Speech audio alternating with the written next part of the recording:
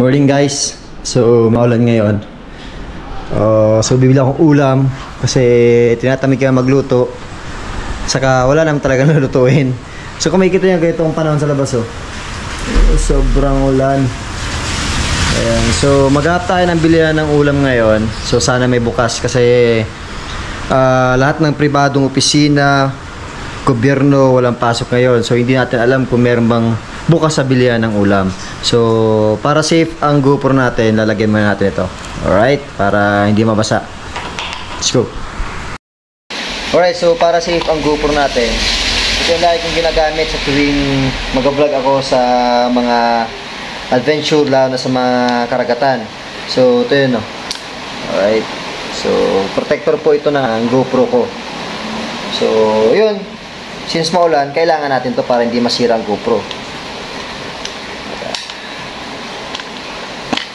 Kasi pag hindi mo siya nilagyan ito, although ito naman pwedeng mabasa, tapos meron naman siyang limited na meters sa ilalim ng tubig, pero para safe, kasi medyo mahal naman to, kailangan natin lagyan ito. Yun, di ba? Ang importante, lahat ng mga gamit na kinakailangan nyo sa pagbablog, hindi lang sa pagbablog, kahit sana bagay, kailangan nyo alagaan para hindi agad-agad masira. So safe na. Ngayon, magbumotor na tayo para makabili tayong ulam. Alright, so gusto ko lang makita nyo yung pupuntahan ko, yung labas ng kalsada, kasi alam nyo naman, sobrang ulan ngayon, tapos sobrang hangin. So tingnan natin kung meron bang baha dito sa lugar natin o wala. So let's go.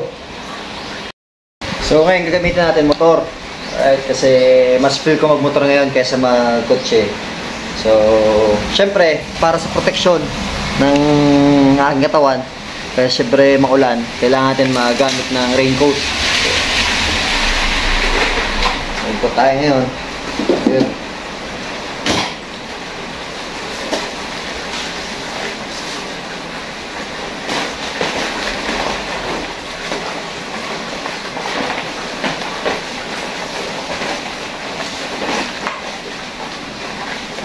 Safe na tayo nito. Hindi na tayo makabasa nito. Okay. So, syempre, kailangan mag-helmet. For the safety naman ng pagmumotor natin. In case na madisgrasya tayo, at least hindi babagok ang ulo natin. Ayun. So, let's go. Magamit tayo ng bilihan ng ulam namin dito sa bahay. Alright. Lakas ng ulan, no? So, gawin natin. Hanap tayo ng bilihan pagkain.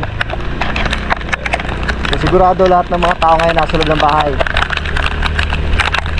Iwas sila sa traffic, tapos sa ulan, tapos sa baha. So ito ang helmet natin. Sarap maligo sa ulan.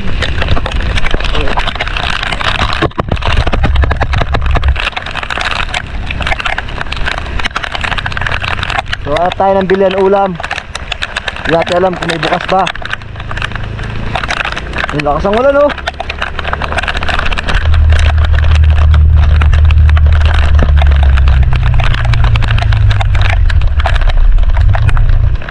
So ingat-ingat lang sa lahat na motorista ngayon, lalo na yung nakamotor, kasi medyo madulas yung daan, yung kalsada. So dahan-dahan lang. Yung lakas ang ulan, oh. Woo! Sarap maligo. Alright.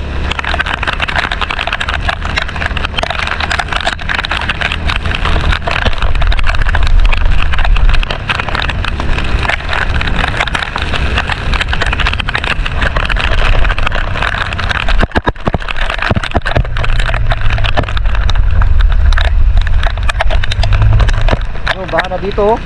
O tingnan nyo, makapaw ng tubig dito. Dito nyo. Grabe.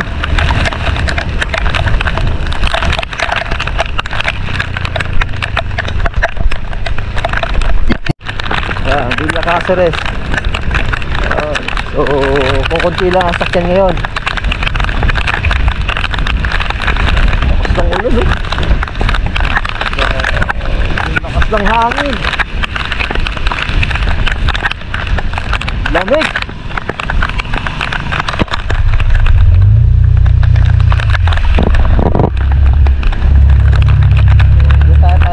tayo tatago sa may civic center. Ayan.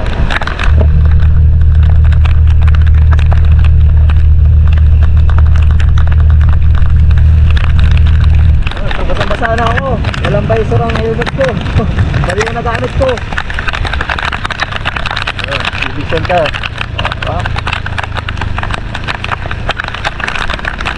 So after na to, iikot tayo sa Panganiban para makikita nyo yung sitwasyon sa Panganiban. Kung meron bang baha, wala.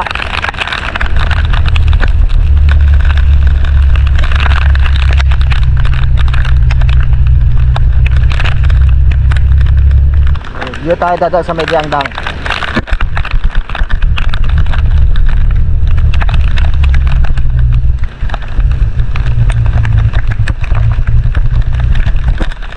Maghapon lang to hanggang bukas oh.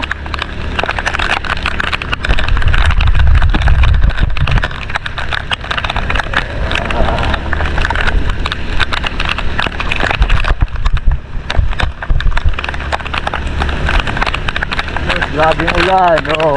Ayun, lakas-lakas.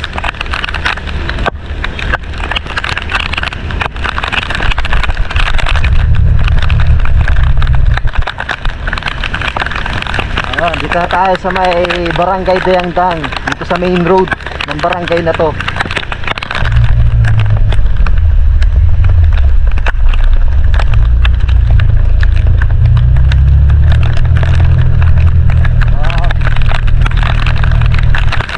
Dito may bilihan ulam, tingnan natin kung bukas. Yung bukas. Dito tayo bibili ulam. Ayan, so nakabili na tayong ulam.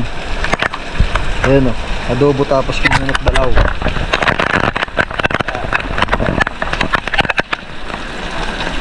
So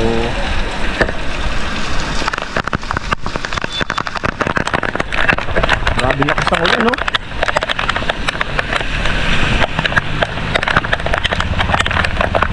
So ikot tayo sa may Panganiban papunta sa may Magsaysay. Tingnan natin yung sitwasyon kung meron bang baha, wala. Ay, may mga bukas pang kinalasan, no? Lakas ng ulan, sarap maligo pag ganitong panahon.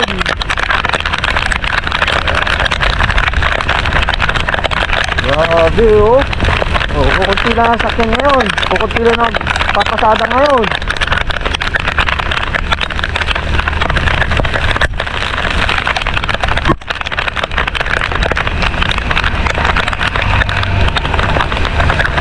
Hindi, gawin natin, ikot tayo sentro. Pinakadalas ito, ikot tayo sentro para mas makita natin. Tapos ikot tayo Panganiban. Dadaan tayo dito sa may Colgante. Diba?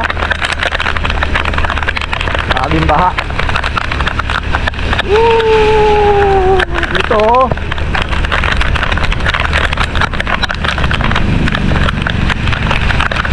Bukas pa yung kinalastin oh.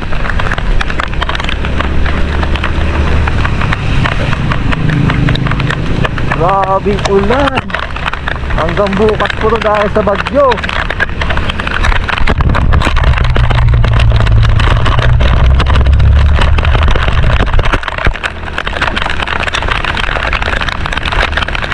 So dito tayo dito sa may Colgante.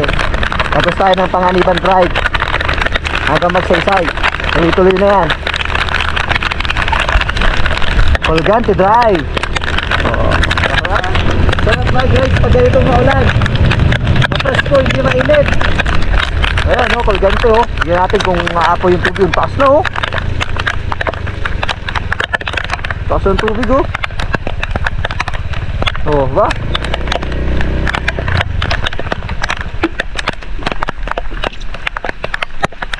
Taas ng tubig oh.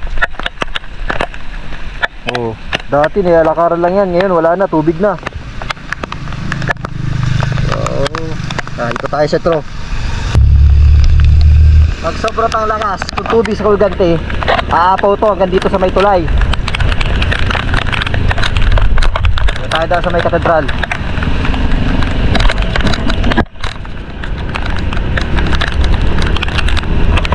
Grabe oh. Ito yung simbahan ng katedral. Oh, di ba? Makikita nyo kung sila mga sakyan ngayon. Kasi wala nang trabaho. Tapos wala pang pass yung mga estudyante.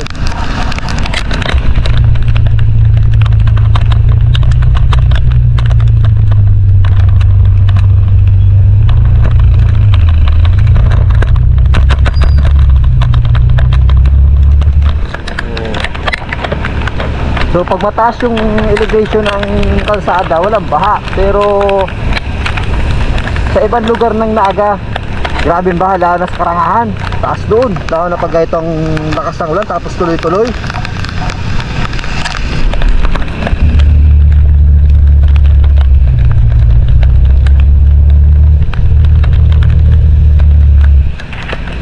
Dito na tayo sa may Imol.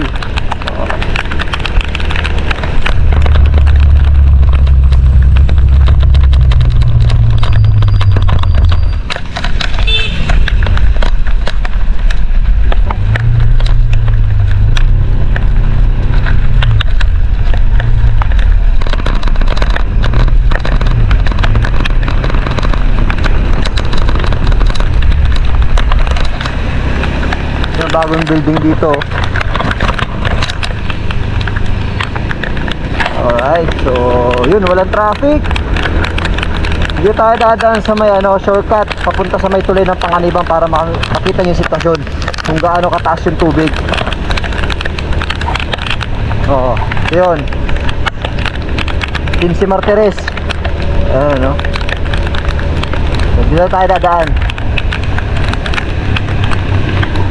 Walang traffic, oh. Oh, diba? Dito tayo dadaan, oh.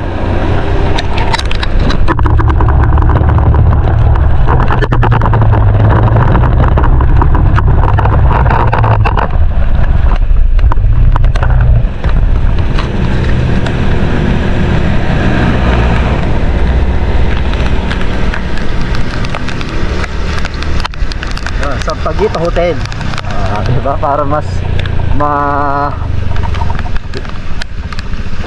laman nyo kung saan ang dinadaan natin ito sa Sampaguita Hotel, Riverside.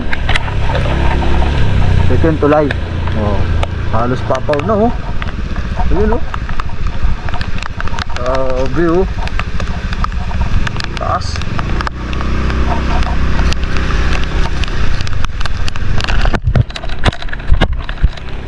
Grabe yung ulan to, tignan nyo, oh.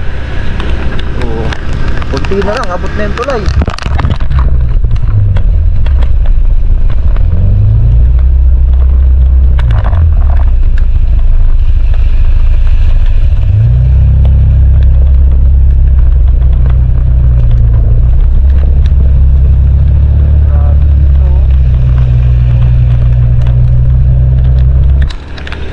Gusto ang kuryente ng tubig ng Panganiban.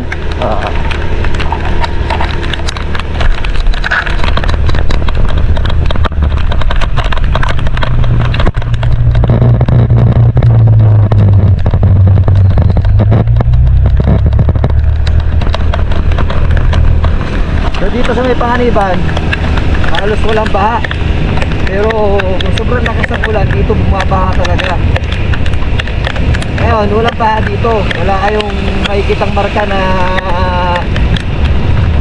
bumaha dito sa lugar na to. Hindi natin papasukin to SM. So, kadalasan, ang baha dito yung sa may SM, yung sa may triangulo. Yung kaso ngayon, hindi ko na pinasok kasi anong oras na, gutom na ako. So ito, lino, oh, daan, oh.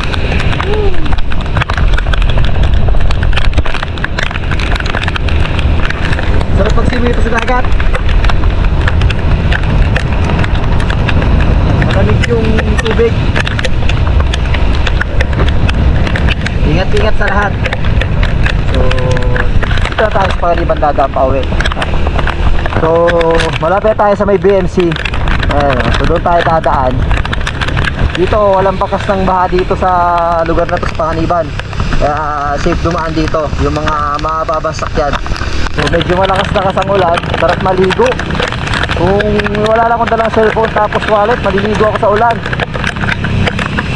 So tayo daan.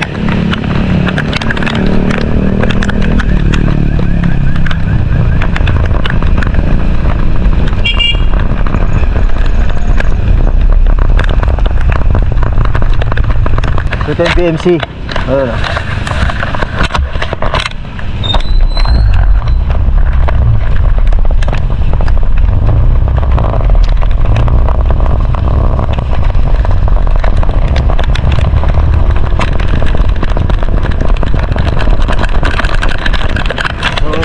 na tayo sa bahay. Konting-kempot na lang, nasa bahay na tayo. At least nakita nyo yung sitwasyon sa ibang lugar dito sa Naga. Halos safe naman daanan yung mga babas yan. Basta importante daan-daan lang, lalo sa mga nakamotor kasi madalas ang daan. So nandito tayo ngayon sa bahay, nakarating lang natin. Alright, so medyo malakas pa yung ulan, pero at least yung ibang lugar dito sa Naga hindi baha. So basta importante, ingat lang kayo sa lahat ng lalabas ng bahay ngayon, lalo na madulas ang daan sa lahat ng mga magmumotor. So dahan-dahan lang. Alright, so kasi talagang madulas yung kalsada. Konting mali lang ninyo, posibleng tumumba yung motor nyo, kaya dahan-dahan lang. So safety first muna. So ayun, pasok na ako, tapos kain kami lunch. Magandang hapon sa inyo lahat, si Papa AJ to. Peace out.